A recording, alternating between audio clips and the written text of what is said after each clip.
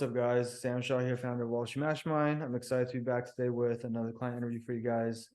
Today we have Zach on with us, and I'm excited to have Zach here because we've been working with him since about midway through this earlier this year.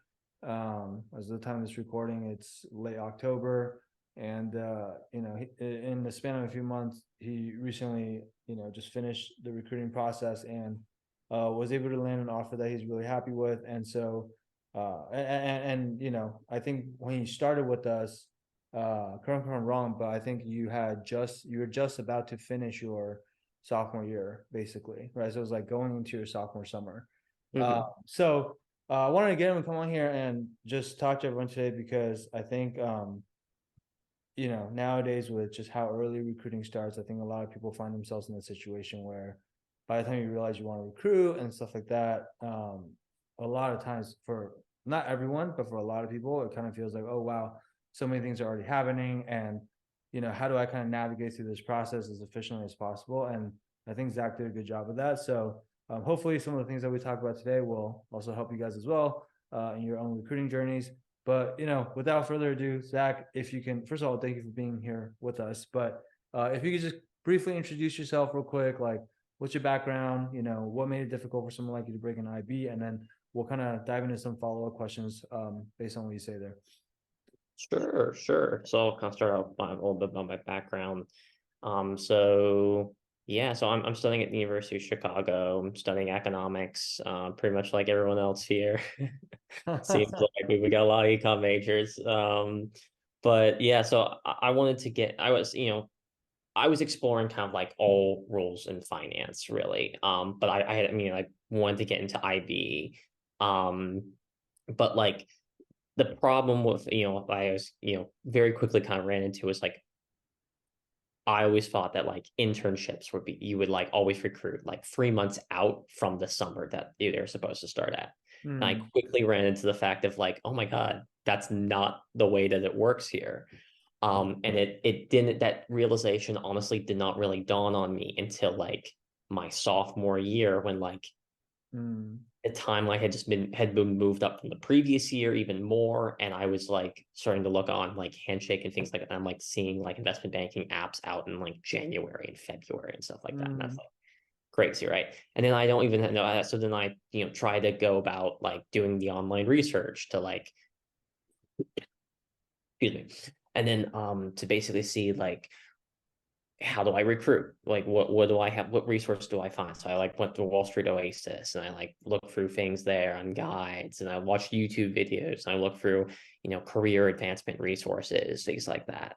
And it's just like it's still like such an overwhelming process, especially when you hear about things like Goldman Sachs gets over 200,000 applicants for their internship cycle. And you're just like how do you kind of compete within that?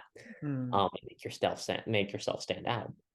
So I feel like that's kind of the universal problem that I guess anyone who wants to work in these like high finance roles runs into. It's that it's a hugely competitive landscape and that it's a landscape that's incredibly difficult to navigate. And that since there's so much competition, the bar is kind of raised every single year for who gets minutes because you have so many people that frankly stand out. You've got a lot of candidates that, they all practice the behavioral interviews. They all practice the technical. So you need something that will really, really make you shine out in that process. Yeah, for sure. I mean, I think what you described is like you said, such a common experience for people, right? Like logically, you would think that you don't have to recruit for the internship or the job that you want until maybe a few months in advance. So if it's a junior summer internship, maybe it's the second semester of your junior year or something. And that used to be the case actually back when I had to recruit and my friends had to recruit, but we're very old. Like I graduated in 2008, and I think like over time this has happened every single year since I've learned about investment banking back then. It's like every year timeline moves up a little bit earlier every year, and it's pretty gradual. So it's not going to be like, oh, this year is 3 months earlier than last year, but it's like usually like a few weeks to a month earlier, a few weeks to a month earlier. But like you think about 2008, that was like 15 years ago, right? And then so like gradually over time, that's how we got into where we are today, where nowadays, like if you're a sophomore right now, in October of 2023, you're probably like 2 months out from when all the applications are going to start opening up for, I guess it would be the summer of 2025 internships. We're in October of 2023. By the end of 2023, we're probably going to start to see applications open for summer of 2025. So it's wild, right? And I think a lot of sophomores, you don't even know like what you want to do yet for the rest of your life. Like you barely just got to college. Maybe you like spend your first year just getting settled, joining different clubs on campus, figuring out your major. Like you're still trying to figure out a direction, and it's like you're almost expected to know right away that, hey, this is what I want to do, and then like start almost like working towards that, because a lot of the things that you have to do require long lead times, right? Like getting relevant experience, like doing relevant internships, and not even just one, but usually for a lot of people, they do several internships. It's like each of those take 2 or 3 months, right? And so that's, I think, the challenge that a lot of people are finding themselves in. I think it's honestly pretty unfortunate because it's happening way too early. And I wish we could give people a little bit more time to like figure out if this is what they really want. But no, I think nobody likes the situation yet. It just, there's also like nothing anyone can do about it. That's kind of the situation we find ourselves in. So, Yeah. with that said, so it sounds like, you realize about January, February, sophomore year, just I guess almost accidentally from browsing on Handshake, and then that was like the moment of realization. Is like, oh crap, like I need to start doing something. Mhm. And then you did your own research again for a couple more months, and then I think you officially joined Wall Street Mastermind in like early May, right?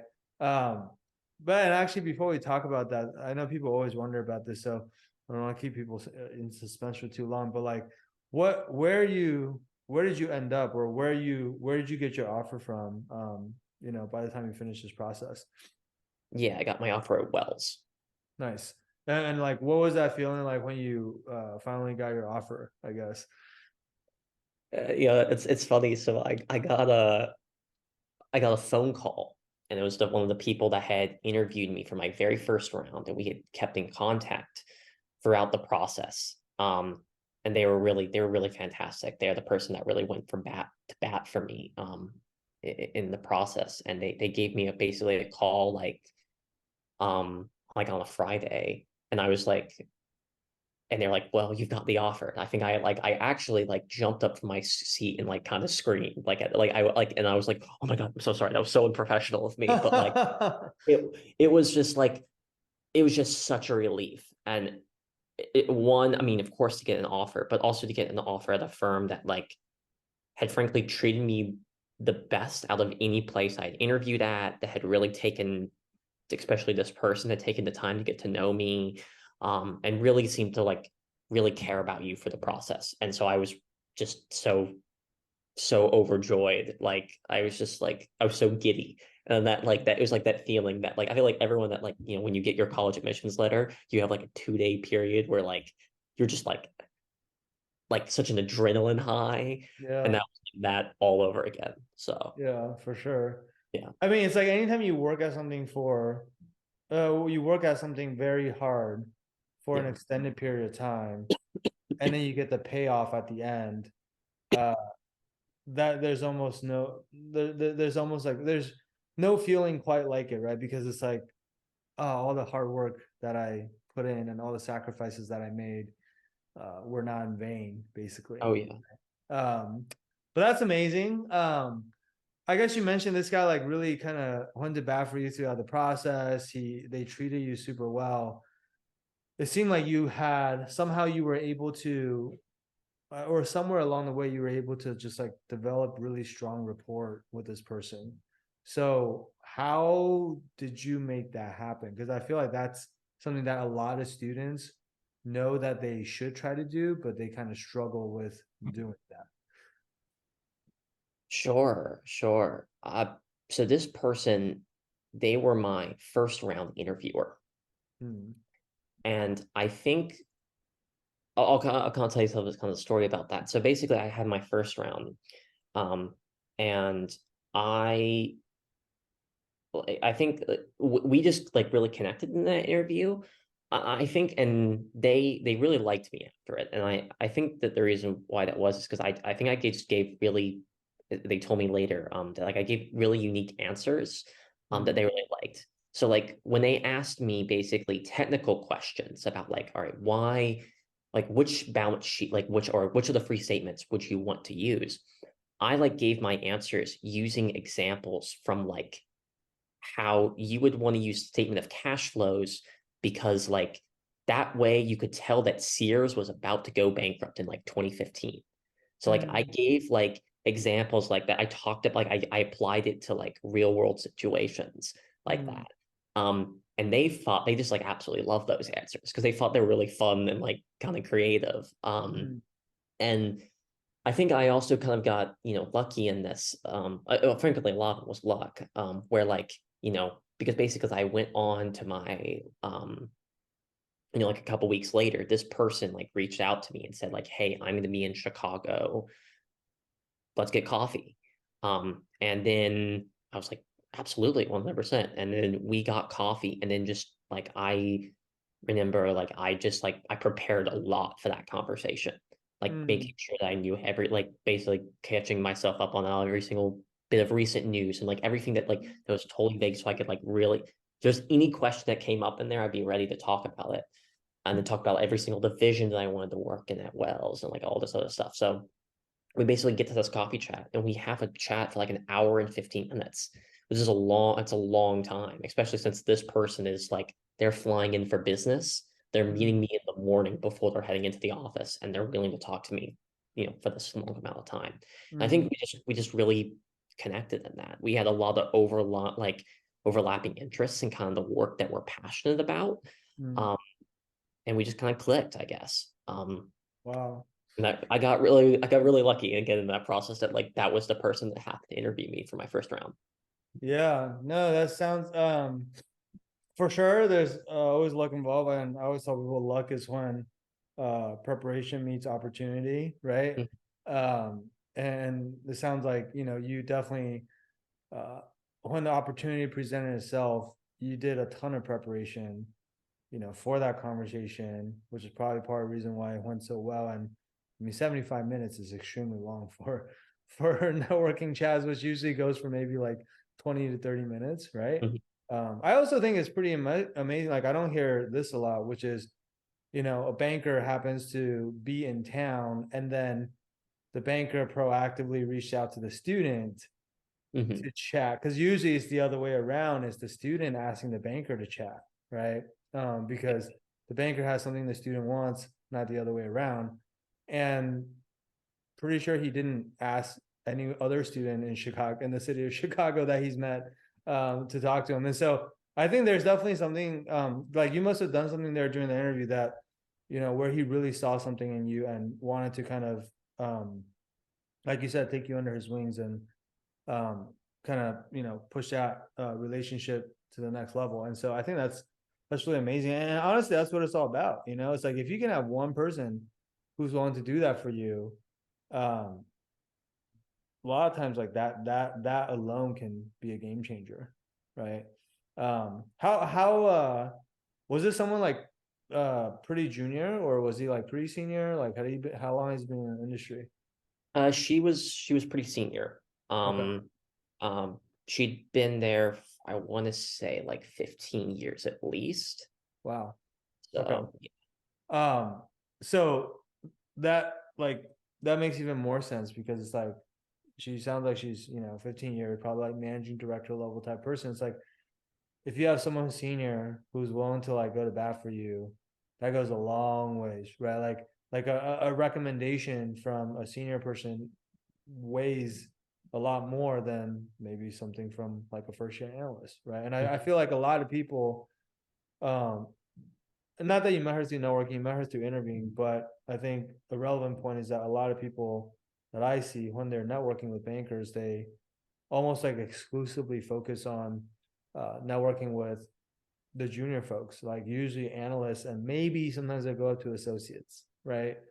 And so we always encourage everyone to really diversify their networking efforts and don't just only talk to yes, talk to analysts also, because that's usually the role that you're applying for, or if you're MBA, you're applying for associate positions, but just like learn more about the role itself, but also talk to like VPs, directors, MDs, like, because the more senior someone is, like the more influence they're going to have, and honestly the more they're going to be able to help you if they really really like you, right? Of course they still have to like you, but that's where your skills have to, your networking skills have to come into play, right? Yeah. That's awesome, man. So coming back to your kind of your story then, like you said, you kind of discover, or I don't know if you discovered, but you realized that you had to kind of get a move on around like January, February, or sophomore year. Um, and then for those first, I guess 2, 3 months, you're kind of just like trying to figure stuff out on your own, right? You talked about like going on Wall Street Oasis and doing research. Um, did you do anything else in terms of kind of recruiting prep aside from during that time, aside from just like reading the forums and things like that? Like, were you using any other resources, or how were you trying to kind of get up to speed on this stuff? I mean, it was that I met with like basically, people that the school always offers for like career advice, things like of that nature. Oh, Um, and it's just like, I asked them like one time, like, oh, could you do technicals for me or something, like, just to like practice? And they're like, well, we like specifically only do behaviorals, hmm. which is great. Like that is, it's very important that we do have that resource there, to be able to get those questions. But for these types of roles, more and more they want you have to have a technical component. So the kind of that missing that was one thing that was key. Another thing that was also key was like I didn't know how to network with people really. Like, Mm. it's, I mean, it's because it is actually, it really is a skill. And I had done like one networking thing beforehand. Like I got invited to like, I went to like a conference at my last internship. And that was like, meet, go up to people and you shake their hand. But that's totally different from like trying to email people and like get you to hop on a chat with you. Hmm. Especially since the way that you view things and the banker views things is totally different. If you think about like, and this is something that took me like a while to actually really realize, is that if you're in one of these roles, you're making like you're right, you're making something like, at least like your time's worth probably like $60 an hour, right? So if you're like, if you hop on the chat and you've got a ton of work to do, and you've got not a lot of time to sleep, and like you've got all these other things going on, including other commitments, friends, family, etc., right? So if some like random person emails you, and then you have to spend maybe 5 minutes to write them back an email, and then hop on the chat with them for 30 minutes, think about how much like like how they value that time Mm.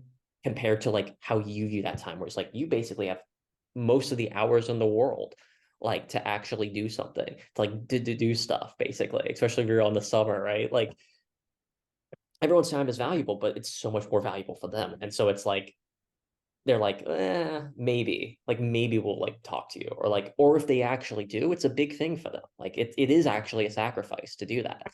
And that was like, and it's hard to be able to try to convince them to be able to do that. Like you have to write a very good email or a convincing email or something that like were you able to find something that's able to connect with them.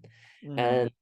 And luckily I was able to, I think that like especially for the program, that was like one of the biggest things I got out of it, was like the ability to network and the ability to like be able to help find pieces of information that connects you to someone else, so that they'll be able to willing to talk to you, help give you advice, and then help you through this process.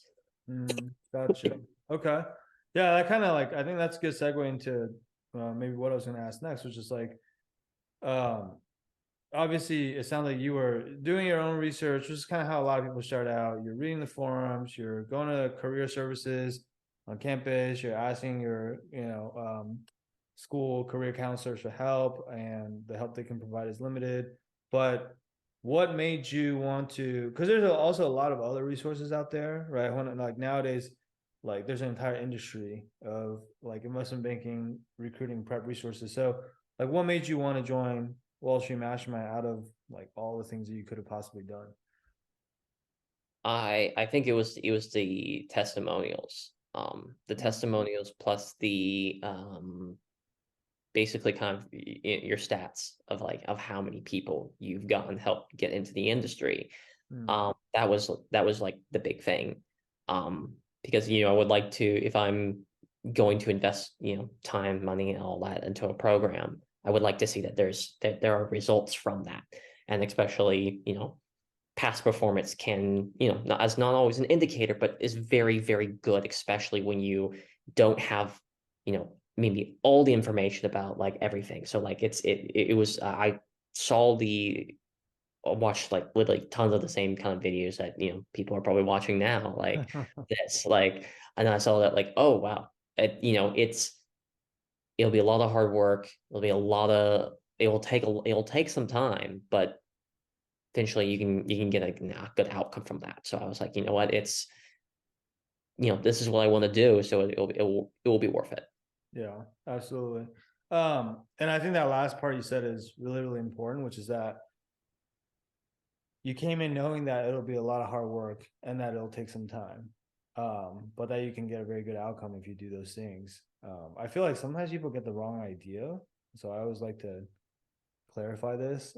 Is like people get the wrong idea. They think like, oh, if I just like pay for a program like Launch Mastermind, then like, everything's gonna be easy. And then like this job is gonna just like fall into my lap or, hand it to me on a silver platter or whatever. It's like, no, right? Like we this is not like some secret side door. We don't have like, people on the inside that we're bribing to get you these jobs or whatever. Which sounds ridiculous, but I've actually started to hear that there are programs out there that supposedly do stuff like that. I'm just like, well, that's not going to last very long.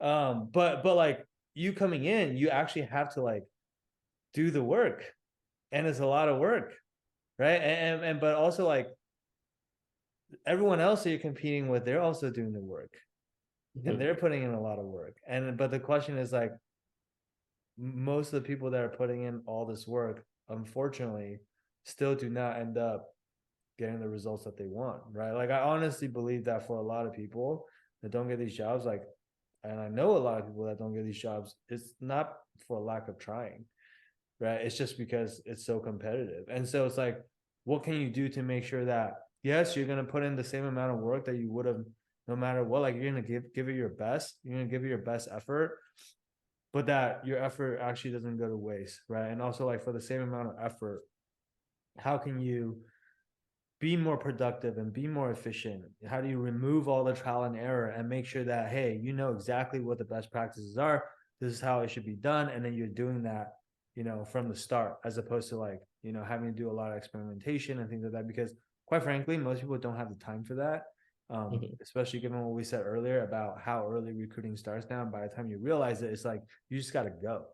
Right. And so I think like, yeah, like recognizing that the hard work recognizing the hard work that's going to be required. I think that's like super mature of you, to not just like come in and think, oh yeah, this is like what I'm entitled to or whatever. So that's amazing. So did you, I don't know, like, I don't know what was the situation for you, but for a lot of our students, once they decide they want to do a program like this, they have to maybe like get the support of their parents. I don't know if you had to do that. And if you did, like, was that like a difficult conversation, like having to convince them, or did you just kind of like do this on your own? Can you kind of like maybe talk about that a little bit? Yeah, that was, that was a very difficult conversation to, I guess, go to my parents and be like, hey, so I know you already paid that tuition bill. I got got something else here. Um, That's so exactly how you brought it up, right? yeah, I did actually like jokingly to my father, like kind of bring it up that way and like that way. Yeah. We have Yeah. that kind of relationship, but anyway, anyway, it took some convincing, and I also, basically, made a pledge that like, hey, I'm also, willing to basically, initially chip in some of my own like savings for this, that I've had before, and that like, that will help, kind of like cover it. And then I was like, once basically I get through this, my expectation is like, all right, this will basically, you know, increase my base salary expectations by maybe like 30K, right? So I'm like, all Mm, right, so once I get through it and I have the position, I have a job, I will also work to be able to, pay this back. Because I know this is something, that's something that's, extra part. It's not a small Christmas present, mm, it's a commitment. That's a huge thing to mm. take on. So I basically got like made that case, and I was able to kind of convince them. Yeah. Nice. That's I like that because well, you also joined in May, so Christmas was pretty far away, so that probably wasn't gonna work. But but I think the part that I liked is that you kind of took ownership and like yes, you needed your parents' help in the near term, but you also showed your parents how serious you were by one having some skin in the game, right? Like by paying for some material amount, like whatever you could afford personally up front, but then also agreeing to pay them back after you get the results. Because you're absolutely right. It's like if you're confident that you're going to do the work and that if you do the work, obviously you wouldn't join the program unless you're confident that the program can get you the job. And you know that once you get the job, you're going to be making plenty of money.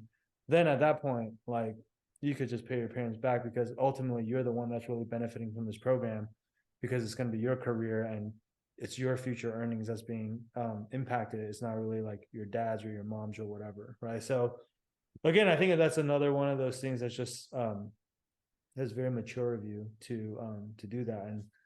And a lot of times that ends up making a difference for whether your parents are supportive or not. So that's amazing. So then you came into Wall Street Mastermind, right? You convinced your parents to help you out. You come in, like I said, you've been with us since early May, and then you got your offer in, was it like early October, I want to say? September. Okay, so September, yeah. So it's like basically almost 5 months, right? 4 to 5 months. And so like talk to us about like those 4 to 5 months, like because kind of like the that's kind of like the primary part of your recruiting journey when everything happened, right? And so that's the part where you really had to grind. And I know we were joking about this before we started this call, but it's like, oh, your life must be so much better now that recruiting is over. And so like for maybe like our people in our audience who haven't gone through recruiting yet, or they're checking this out because they're preparing to go through recruiting, like help them understand kind of what that process looks like what were some of the things that you were doing with us, and like how did that help you, I guess, ultimately get to the outcome that you got to. Yeah, sure. I'll start kind of. I talk about those kind of 4 to 5 months. Initially were like, it was just busy. It was just so busy, and it was like because I was doing that, and I was doing recruiting. I was also technically working like two jobs at the same time, for stuff, during the summer. So like that was also like tough, right? To balancing like basically all three of those kind of commitments. And then also fitting in time during the day to make time for networking and all those other things and prep and all that. So it was a lot of very long like weekends where like, hey, instead of like in the summer when I get off, on Saturday, instead of like, going out and doing, whatever I would have normally done in the summer, like a walk in the park, a bike ride, hang out with friends, right? It was like staying inside. It was like maybe, and studying interview prep, going through questions, going through watching tutorials and the modules on how to do those, how to answer those questions. There was a lot of that. Mm, Um, and there was a lot of that for a long time. And it was just a period of just really nose to the grindstone. Just never feels like it's ever going to end, like kind of like that. And it was also a period of like, it's also very tough because also you get rejection letters. Like everyone's gonna get rejection letters. I think that's very important to also bring up is that like even if you get your offer at Goldman Sachs and JP Morgan, you're still gonna get rejected from 30 other places. Like, right? Like it just happens, like happens to everybody. yeah. Um, So like, you have to kind of, basically you get that email, it rolls in and you just have to go, all right, next one. All right, now we're gonna apply to something new. Mm, Um, so that was a very tough period. Um, and basically the help that I was, I think to your question about like being like the help that I was mainly using from Wall Street Mastermind and all that was I was constantly using the basically the Slack channel to basically ask like every single small tiny little question.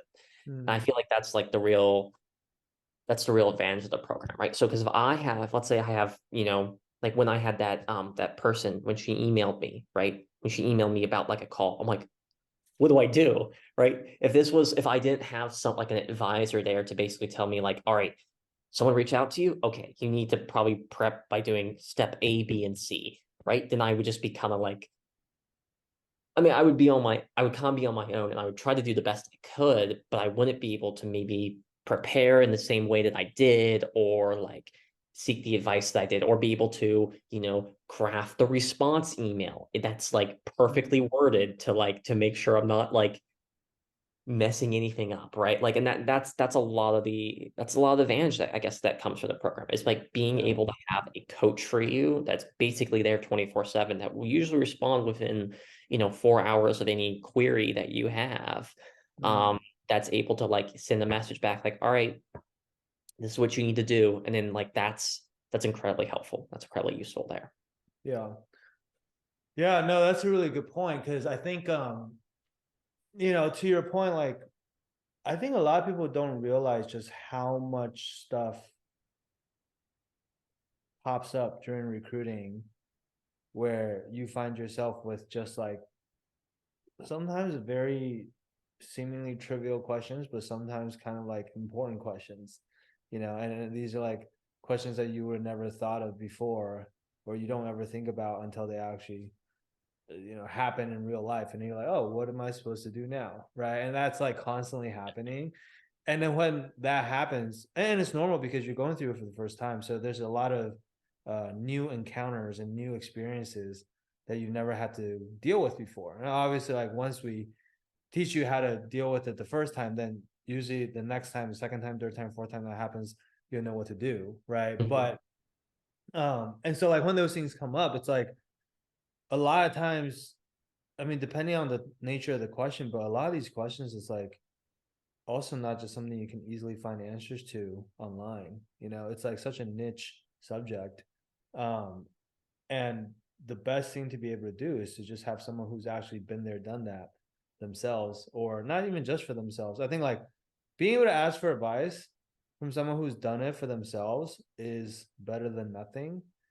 But then being able to ask for advice from someone who's not only done it for themselves, but has also helped many, many other people do the same things is even better, right? Mhm. Because someone who has done something for themselves, like a perfect example of this would be like maybe a senior at school who has gotten an offer into banking for themselves one time, but they haven't helped anyone else do it. The stuff that the recommendations that they are going to give you may be it's usually just going to be what they did and what worked for them, right? And it may or may not work for you. I'm not saying it won't work for you, but sometimes it may not work for you because maybe there's something different about who they are as a candidate or their profile versus your profile that made the thing work for them but not for you. And so like that's better than nothing, but it's not like the best thing, right? The best thing is like if you have someone who has done this not only for themselves but for many, many other people, and they've seen all the different corner cases or all the different profiles Yeah. and backgrounds and whatever, and they can kind of like do the pattern recognition around like, okay, well, for someone in your situation, like this is what you should do, right? And I think that's invaluable because going back to your story at the beginning of this MD who was on a business trip to Chicago and called you up and asked you to meet up, like I said, that doesn't usually happen, right? And we won't know the exact thing that caused her to do that, but every little interaction that you had with her leading up to that during your first interview with her could have caused her to do it or caused her to go in the other direction and be like, this is just another candidate out just like everyone else, that, you know, that I'm not like interested in having like a real one-on-one relationship with, right? And so like a lot of these things are, you might think it's like some huge thing that you did, but no, a lot of the things I actually find are like in the margins. And I also find that a lot of people that end up getting an offer versus the people that don't get offers, it's like a lot of times on the surface, like you can't even really tell why this person got an offer or the other person didn't. It's not like, oh, this person is so obviously so much better than the person who didn't. It's like, no, like a lot of times it's like the little things, right? Because like at the level that you're competing at, like those things matter, right? If you were trying to do something that was easy, then the small things maybe would not matter. The attention to detail would not matter, right? But at this level, like that stuff matters a lot, right? And so Yeah. you want to make sure that you're minimizing your mistakes. You want to make sure that every step you take, like you're always putting your best foot forward, and those little margins kind of start to stack up and end up that's when you really start to like separate yourself from the competition, right? Mhm. And yeah, I think like your point about the Slack too, like we love Slack because, you know, a lot of times it's not like, sometimes like, you know, it makes sense to like jump on a call and have like a more in-depth conversation about stuff, but in our experience a lot of times like people's questions are just like a quick question here and there, which like it would actually take longer to like schedule a time on a calendar that works for you and for us, and it might be a few Mhm. days out, versus like if you just want to get an answer very quickly in the next few hours, like you said, there are quicker ways to just like do that asynchronously, and then you can get back to the banker who reached out to you or whatever. Mhm. And speed is king when it comes to recruiting, right? So um thank God for Slack, whoever built Slack. Yeah. Stuart Butterfield, I think. I totally agree. Yeah. I guess one last question for you, because I know we're running up against the clock here. Like now that you're on the other side and you got this offer, you know, what's one piece of advice you have for people who are maybe still recruiting now or about to go through the recruiting process? And kind of like just, you know, like hindsight is 2020, right? But like maybe it's something you learned along the way. Maybe it's something that maybe it's a piece of advice that someone else gave you, perhaps like this MD that took you under the wing, whatever. But something that you wish you had known or someone had told you back when you first started this process that would have just made your life a lot easier. Yeah, yeah, it's funny you asked this question because I asked this question to so many analysts and like associates during the process. So it's kind of funny being asked this What question now. But yeah, so I was would the say best response you got to that question then? uh, to that question, uh I don't know. I think one of the ones that I got was like from one guy was just like take a deep breath. Hmm. Like you know, it's a long process and it's a hard process, but like getting stressed out about it is like one of the like even though it's very hard because like I it's very hard not to, but like if you're stressed going into like every call or every meeting or every interview, then that doesn't rub off with people very well. Hmm. And it's like, you know, take a deep breath, know that you've done the work, know that you're basically going to give the best kind of shot you can give. And then, you know, once once that is done, the die is cast Hmm. um, at that point. So that was like one advice from one guy that I got that kind of stuck with me. Yeah. But I guess the advice that I would give um, is that I mean, it of course is like, all right, know what you're getting into, buckle up. It's gonna be like, you know, it's gonna be tough for like a long time.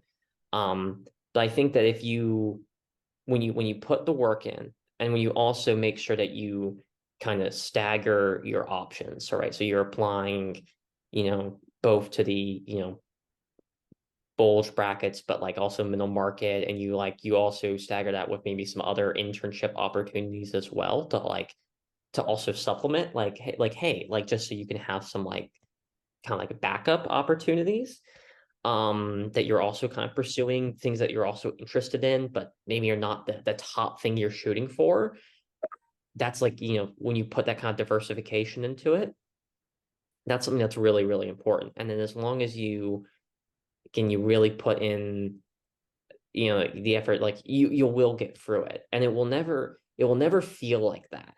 Like there's a distinct difference between the day I felt before I got my offer and the day I got my offer. The day before I got my offer, it felt like the process would still never end, and that it was not like it was like I couldn't see the light of the tunnel, right? And then all of a sudden, light of the tunnel hit me. Like Mm. like just like that. And it can change like an instant, like when you get something like that.